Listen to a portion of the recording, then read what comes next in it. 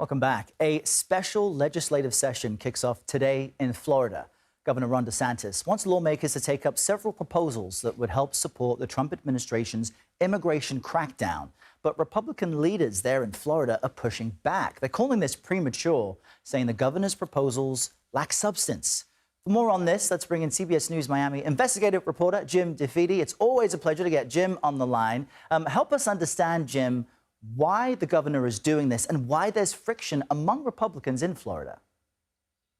Well, right now, the governor would argue, as you said in the open, that he's simply there to try to support Donald Trump and his policies. But the pushback is that the regular legislative session is only a few weeks away. So for a lot of Republicans and certainly Democrats, they see this as a bit of grandstanding by the governor to try to get some of the spotlight and attention back on him. When I asked one lawmaker, why is the governor doing this?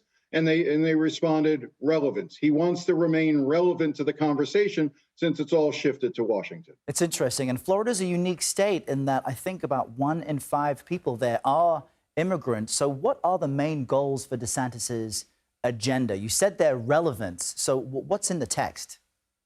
Yeah, it's some of the boldest policies. I think that's the most polite way to phrase it. Among the things that DeSantis's office has proposed and that has been put into legislation is basically turning local law enforcement, local police departments and sheriff's office into extensions of ICE itself by arguing, demanding, actually requiring that any department with more than 25 sworn officers have at least 10% trained by ICE and at the beck and call of ICE, so that if ICE officials summon them for any purpose whatsoever in the state of Florida, they have to respond. The other thing is, if you remember a couple of years ago, DeSantis made headlines again by, having a migrant program where he flew migrants from Texas, the border there, to Martha's Vineyard. That program costs around $5 to $10 million.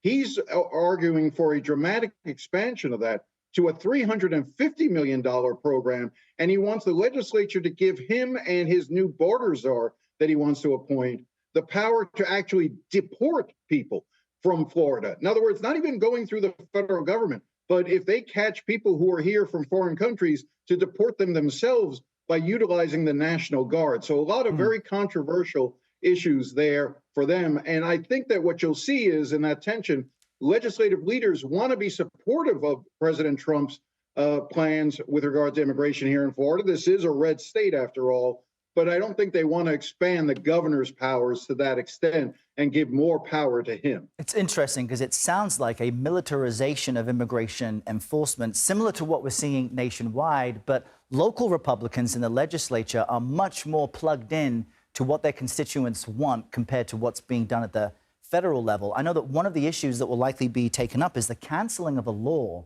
that allows undocumented kids to pay in-state tuition for Florida colleges and universities. What more do we know about that? Yeah, this is a heartbreaker for a lot of folks across the state of Florida. 10 years ago, in 2014 roughly, then State Representative Jeanette Nunez pushed for a law that would grant undocumented kids in-state tuition in Florida. And I think we have a little bit of sound from Jeanette Nunez. And before I toss to it, here's the thing to keep in mind. That was what I'm about to play is Jeanette Nunez in 2014 in the legislature when she was a state rep. Today, she is DeSantis's lieutenant governor. Let's listen to what she had to say. Let's not allow the American dream to fade for this group of students, many of whom sit next to our own children and grandchildren in their kindergarten class. Let's make history together today, because I can assure you that 10 years from now, if we do nothing, we will look back and Florida will be worse for it.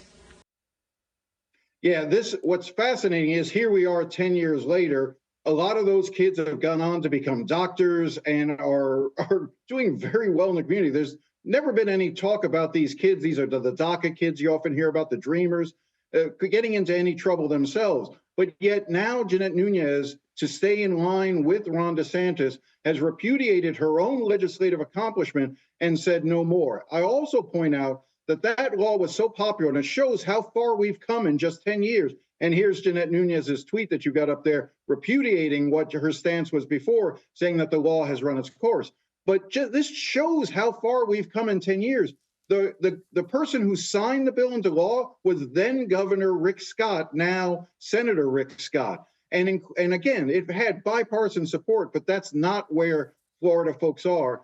The issue that I'm going to be curious to sort of see is the governor wants to end the program immediately so that as of July, no more in-state tuition for these kids. There are legislators who are trying to, Republican legislators, including the Senate president, who want to create a glide path so that if you're a senior in high school right now, you're not caught, you've made plans, you don't get caught in this, and maybe stretch it out over 4 or 5 years to grandfather or sunset the law. Yeah, just remarkable to see the changes in Florida over a decade. Jim DeFede, wonderful to have you walk us through what it all really means. Thanks for joining us this morning. Thanks, Errol.